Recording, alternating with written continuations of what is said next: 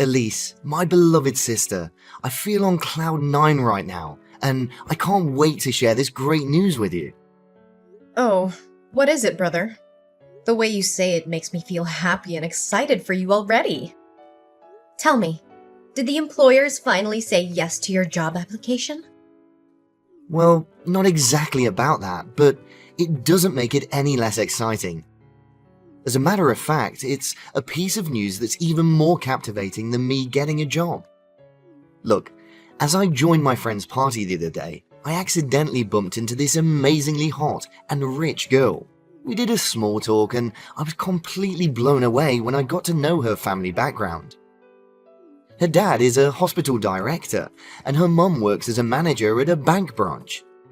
At the end of our conversation, we even exchanged numbers. Can you believe it? Oh, okay. I'm glad to hear it. But seriously, Michael, you need to stop wasting time on meaningless parties.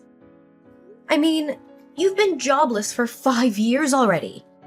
Don't you think it's time for you to wake up, face reality, and, find a stable job to be more financially independent? You're about to turn 35 this year, so you can't just rely on our parents and my paycheck for the rest of your life, can you? Elise, you're such a wet blanket. I've had enough of your lectures and I surely don't need you to tell me what to do with my own life. Listen, this new girl I just met, Hayley, it's the doorway to my future success. You know that. She even asked me out on a date this Friday, which is totally freaking awesome and unexpected. I can't miss this once-of-a-lifetime opportunity, Elise. So just go out with her. There's nothing to be concerned about. But, Elise, it's not as easy as you make it all seem like. My mind was driving me crazy as I didn't come up with any good plan to steal her heart and rush her to come to reach a commitment with me. Nevertheless, an idea just suddenly crossed my mind while I'm talking to you. Michael, the best way you can charm a girl is to be yourself. But I hear you out anyway. So, what's your plan? Okay, my plan is to borrow your husband's fancy car, come to Hayley's place to pick her up, and finally take her to a fine dining restaurant. Well, I don't know, Michael, but I'm afraid it's not a good strategy. First off, you're still having to depend on other people's income to pay for your own bills. So how can you handle the expensive costs of a luxurious restaurant by yourself? Moreover, why on earth do you need my husband's car? You already have your own car, right? Elise, darling, how can you impress a well-off girl like Hayley with my clunker? I mean, that four-banger makes weird sounds like 1,000 frogs farting in unison. By the way, I'm also planning to borrow some cash to pay for the luxurious dinner too, which I think is obviously not a problem for prosperous people like you and your husband, right? Michael, this isn't right. What you're trying to do is deceive her into thinking that you're an affluent guy. How is that going to help you win Hayley's love? I know. It's just to give me a head start. Think about it in a rational way, Elise. If Hayley ever found out that I'm nothing but a ragtag and bobtail person, would she give me any chance to make my way into her heart? I bet not. Not in a million years. Well, I haven't met her yet, so it's difficult to tell. See, you're not so sure about it yourself. But if I approach her as someone who is of her own social status, she'll feel that I'm more worthy to talk to her and open up to me more, which leads to eventual chemistry between the two of us. By then, I would confidently and conveniently show her my true self, and she'll still love me regardless. So you want to borrow my money and my husband's car. Is that correct? Yes, and no more than that. Please, Elise, you're the one and only sister I've ever had. You always treat me so nicely, and whenever I have it rough, you do the best of your ability so that I can overcome any challenges I encounter. Honestly, for everything you've done to help me so far, I really consider you my second mother, Elise. Of course, I will always be there for you no matter what happens. You're my big brother, my family. How could I do it any other way? So, you agree to lend me your husband's car and some money, right? Please, Elise, this is my one and only shot to get out of the financial stagnance that I've been dealing with for years. Maybe once I get to know Hayley to a certain degree, she'll come up with a way to help me find a job in her mum or dad's workplace. Isn't it great, Elise? Oh, Michael. Haven't I always been trying to tell you that we're the most reliable ally of ourselves? Last time, I remember it didn't end so well between you and your ex-girlfriend. You asked me to come up with pickup lines so that you could impress her, and she actually fell for it. But when you guys actually met in person, you froze like a statue and you had nothing else to say other than complimenting her bum. She was so offended that she made up an excuse and headed home right away without even looking back at you. Hey, Elise, stop being so mean to me. I thought we agreed on not reminding ourselves about it anymore. On the other hand, my flirting skills are getting better and better at incredible speed. That's why I'm pretty confident that I can make Hayley deeply fall in love with me in no time. All there's left to do is for you to give me the right tools to shine. So, what do you say, Elise? Do we have a deal? Okay, fine. Honestly, I still hold on to my thoughts that lying to someone to make them like you is a totally dull idea. With that being said, you're still my brother, and I should help you the best way I can. That's my sister. I know that I can always count on you no matter what. I'll come over to your house and get the car on Friday, okay?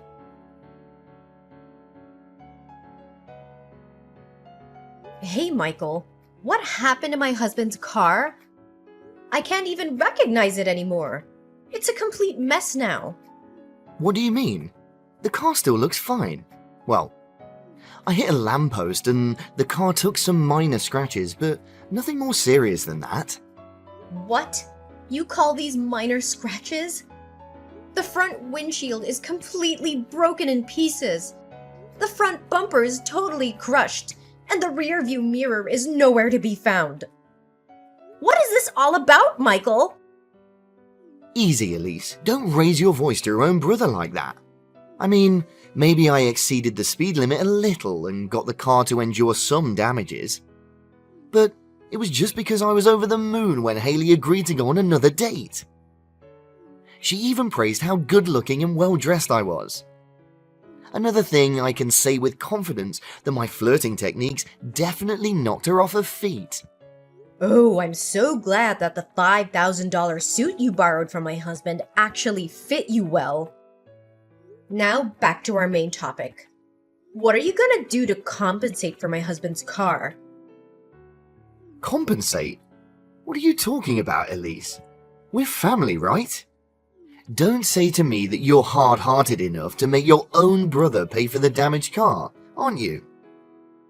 Michael, you insisted on borrowing my husband's car, and it's your duty to return it to my husband in one piece.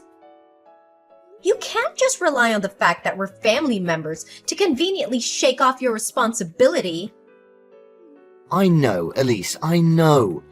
But I just couldn't imagine that a Porsche Cayman would be so difficult to control. Fortunately, the little accident happened after I drove Hayley home, or else I would be in deep trouble.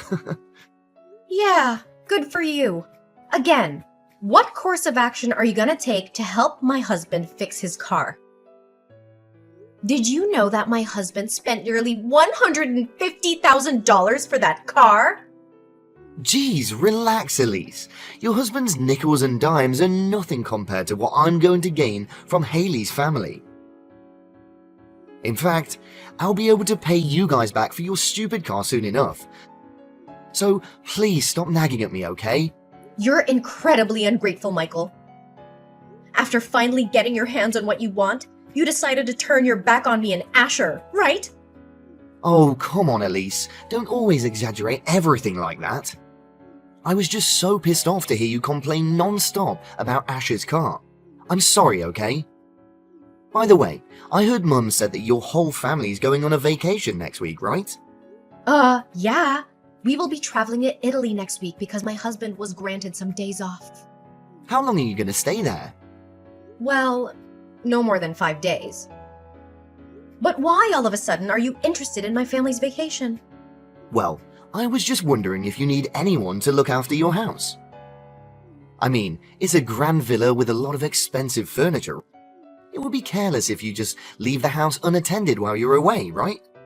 Did you know that my neighbor's house was broken into yesterday? The thief stole all of their precious jewels. According to the police, the estimated loss could cover up to over $85,000. Really? I haven't heard about it, but we didn't intend to leave the house unoccupied. I look up on the internet and hire a house sitter. What? A house sitter? Are you seriously gonna let strangers come into your house?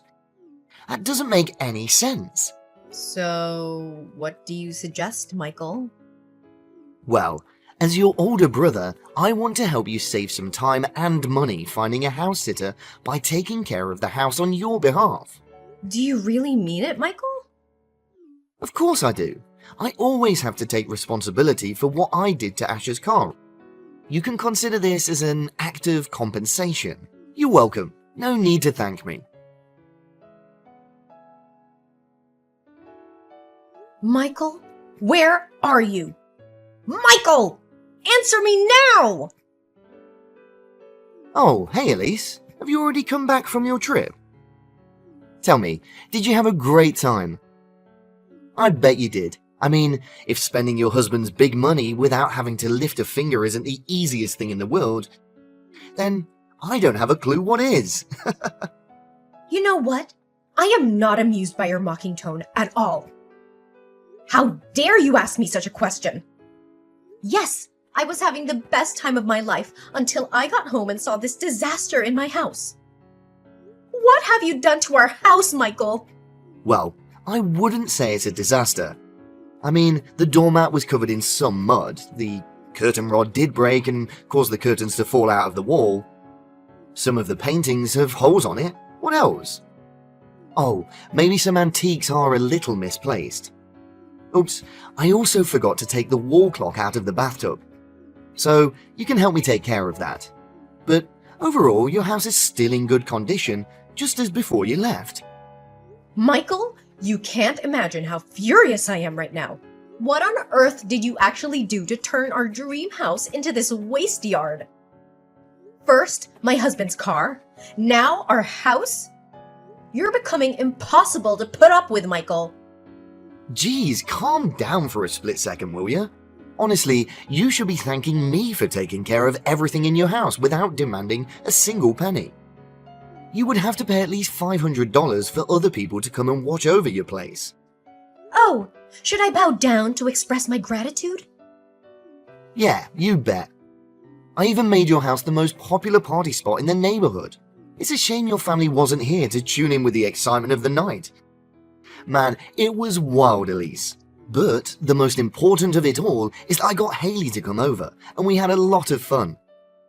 You did what? You threw a house party at my place without even asking for my permission firsthand? You know what? I cannot tolerate your lies and your awful behaviors any longer. This has to stop, and you have to be stopped. What are you saying, Elise? I'm so close to getting my hands on Haley's enormous family fortune. You can't just abandon me halfway like this. You know what? I even proposed to her during the party, and she said yes. That's kinda insane when you think about it. Oh, good for you. But are you aware of the fact that none of the things you said to her were true? What I'm trying to say is, everything you claimed that you own, including the clothes you wear, the car you drive, and the house in which you threw the party, belongs to me and my husband. You're doing nothing but deluding your girlfriend into believing that you're actually living a lavish lifestyle. Michael, I can say with certainty that it won't work out between you and your girlfriend. What do you mean by girlfriend? She's my fiancée now. However, we haven't officially engaged yet, so I still have one last favor to ask for. Elise, my loving sister, can you somehow make me... replace your husband's place at his company.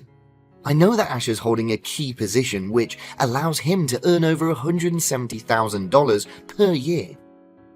If I'm not mistaken, he's the director, right? Michael, have you just lost your mind? How can you come up with such a ridiculous proposal? You borrowed my husband's car and clothes, our house, and now you even dare to ask to usurp his position at the workplace? Your pathological lying is totally incurable, Michael! Oh, come on, Elise. Just take a chill pill and hear the rest of my story, okay? It's just that I was chit-chatting with Haley. I got carried away and happened to, claim myself the director of a big firm. But how can you blame me? I mean, at least I had to come up with some reasonable explanations for the $1 million worth villa I'm living in. Oh yeah, that's totally understandable. After that, regardless of how many times I tried to say no, Haley still insisted on paying a visit to my company. Elise, please sympathize with me. I'm sure that if you were in my position, you would be inclined to have come up with the same reason, right? Sure, but the difference between us is that I never lie and get myself into the same absurdity that you're dealing with right now. Look, why don't you just man up, just this once, and let Haley know the truth? Pfft, what are you even thinking about? I can't just blurt out saying that none of these things I told her about is accurate. It's no different than claiming myself a liar. So you're still conscious of the fact that you're a chronic liar, huh? I'm truly amazed by that. Look, all I need your husband to do is to pretend that I was in his position for one day. He'll become my assistant and tell me how to handle things. Just give me useful advice on how to maintain professionality. Oh, you can show up at the company and become my secretary as well, if you would like. The more the merrier, Michael, I'm warning you that your lies are pushing things way too far. If you don't stop before it's too late, everything will soon be out of control and you'll be facing unavoidably terrible consequences. I know. Just help me one last time, okay? Once my business is done, I won't bother you and your husband anymore. Fine. After all, you're my brother. How could I say no to you? Yes, I knew you would lower your ego and help your brother out. You never disappoint me, Elise. Elise, I thought you agreed to lend me a helping hand. What was that all about? Why did you and your husband make me a complete idiot in Haley's eyes? Well, we didn't do anything, actually. It was you who directed the whole screenplay from the beginning till the end, wasn't it? Me and Asher just played along. Why didn't you inform other staff in your husband's company about my presence in advance?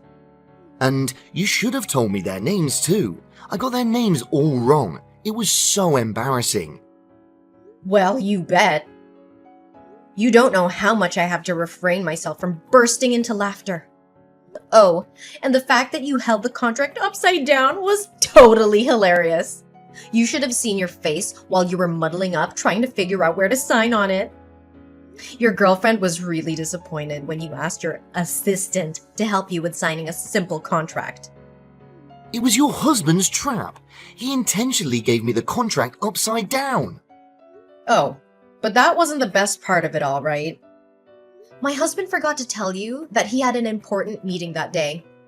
And surprisingly, Asher's business partner that day was actually Haley's father, Mr. Calvin. You deliberately withheld the information that Haley's father was coming that day so that you could humiliate me in front of him, right? I knew you were up to no good. Why was I stupid enough to put my trust in you? I should have trusted my instincts. I humiliated you? Think again. From the way I see it, it was you who made fun of yourself. You were completely clueless and failed to answer every one of Haley's father's questions regarding his business. Mr. Calvin was so out of patience that he said, "Why do you even consider yourself the director?" But I bet he was really struggling not to call you all sorts of crazy things.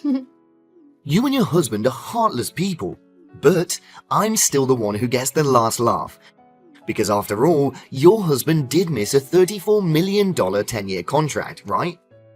He'll be responsible for causing the company to lose so much money. Well, after that, it took me and my husband quite a while to actually explain to Mr. Calvin what was going on. But it was all worth it to throw you off your mask and reveal your white lies. After all we were doing was just to spare Mr. Calvin's daughter from being engaged to a loser like you. He understood that he was willing to give my husband another chance to revisit the contract. How dare you treat me like this? This isn't funny at all. And it's not the kind of thing that a sister should do to her brother.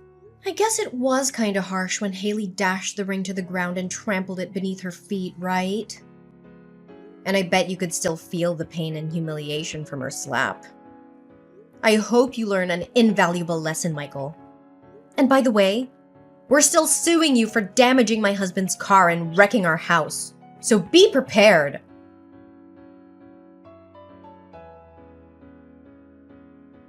My brother's lies were finally exposed, and he was forced to take responsibility for his actions. However, he should consider himself lucky that we only demanded $100,000 in compensation, which was a small price to pay for the damage he caused to our car and our home. When our parents learned of Michael's wrongdoing to me, they were furious. They immediately cut him off financially and kicked him out of the house. Michael was forced to rent a small house nearby, and he still struggled to build a career on his own. We already knew from the beginning that a jobless man like Michael would never be able to pay us back such a large sum of money, so we eventually withdrew our complaint. We can only hope that he has learned his lesson and will realize that even seemingly harmless lies can have serious consequences.